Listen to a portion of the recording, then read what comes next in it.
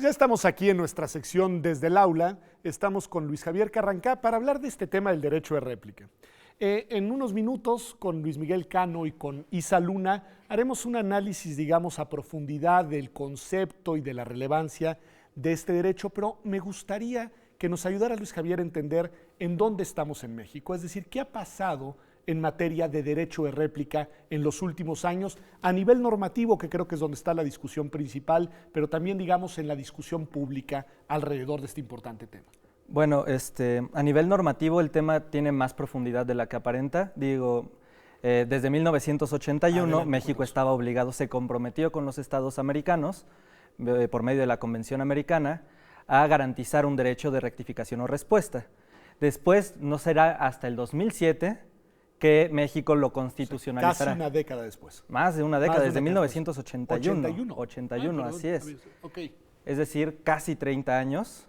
Sin cumplir, digamos. Sin cumplir con esa obligación de consagrarlo. De hecho, en 1987, la Corte Interamericana aclara que del artículo 14 surge la obligación de consagrarlo normativamente y dice prácticamente que no se mete con si lo constitucionalizan o si lo ponen en ley, pero siempre y cuando se consagre. Okay. Y no es hasta 20 años desde eso, es decir, de 87 que la Corte se pronuncia hasta 2007, que México en su Constitución emite una reforma que garantiza el derecho a réplica, nada más a nivel constitucional.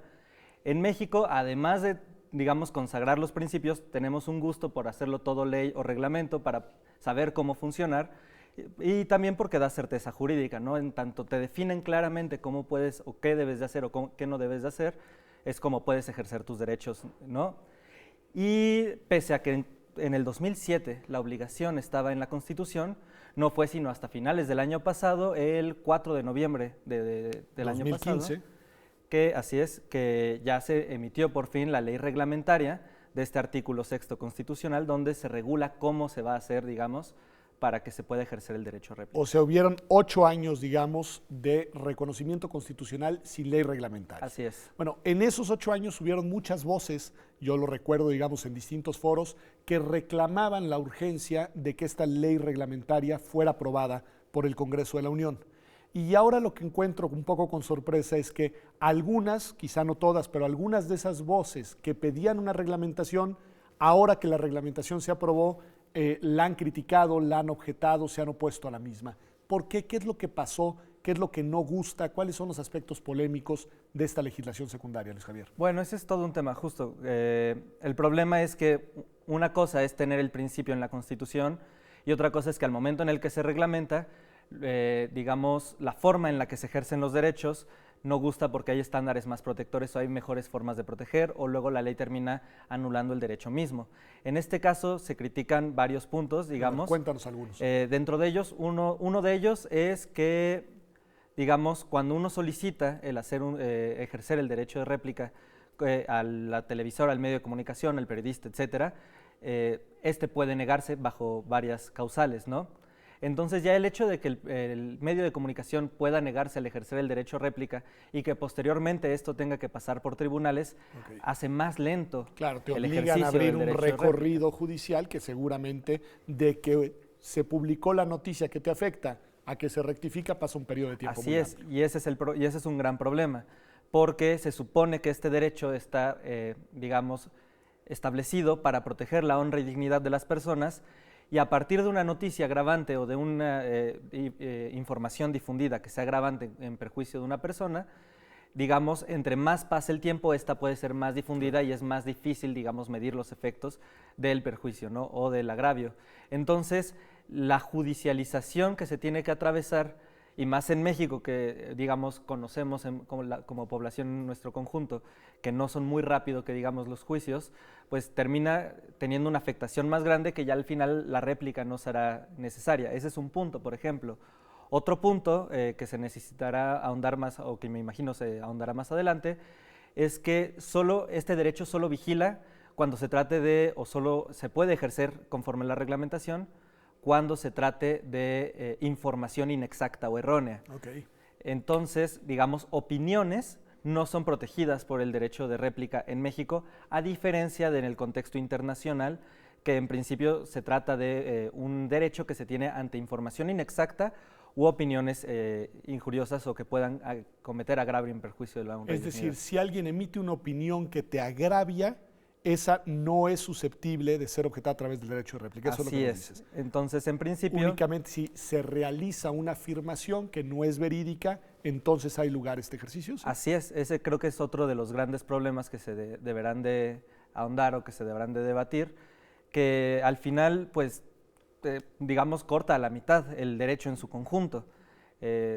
Y pues al final, después de todo, no todo se trata de hechos, sino también hay opiniones gravosas, e incluso hay veces que la línea no es tan clara entre una u otra, ¿no?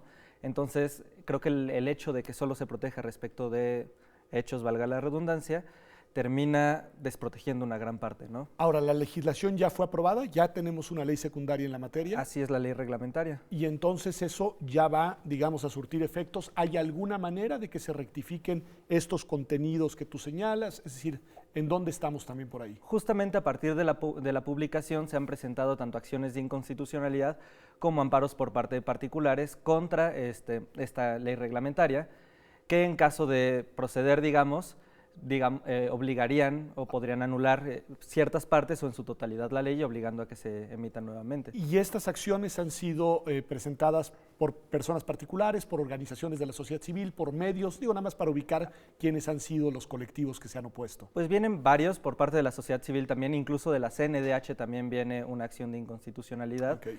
Entonces, digamos, a esta ley sí le han pegado por varios lados.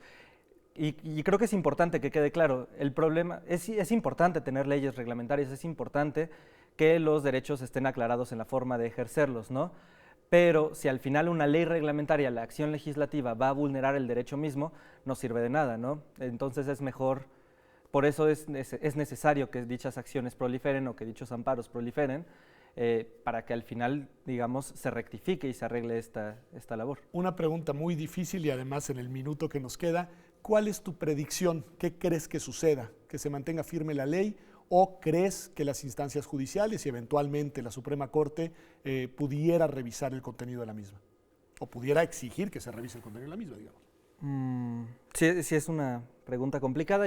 Bueno, la Suprema Corte está por analizarla y por pronunciarse, pero creo que de entrada lo que se debería de hacer, basándonos en un poder judicial fuerte o sólido, que es lo que buscamos de nuestra Suprema Corte, sí tendría que, vamos dicho de forma coloquial, retachar esta ley o enmendarla en su defecto. O sea, desde tu punto de vista no hay duda de que hay elementos para que esta ley se declare inconstitucional, al menos en parte. Claro, o sea, me queda claro que es necesario reformular algunas partes, incluso no es solo violatoria del ámbito constitucional, sino internacional del artículo 14 de la Convención Americana. Que quizá ahí es donde está más clara la contradicción, porque es donde existe un desarrollo mayor de este derecho, como bien nos decías, en el ámbito convencional. Pues la verdad es que ha pasado mucho tiempo para que tuviéramos un derecho garantizado por ley y desafortunadamente todo indica que los destinatarios de esta garantía pues han encontrado, digamos, objeciones fuertes, sólidas a la manera en la que se confeccionó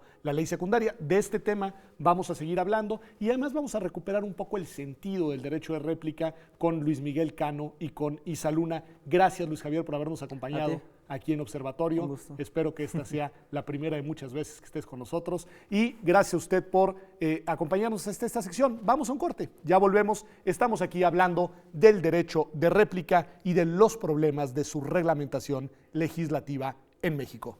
Regresamos.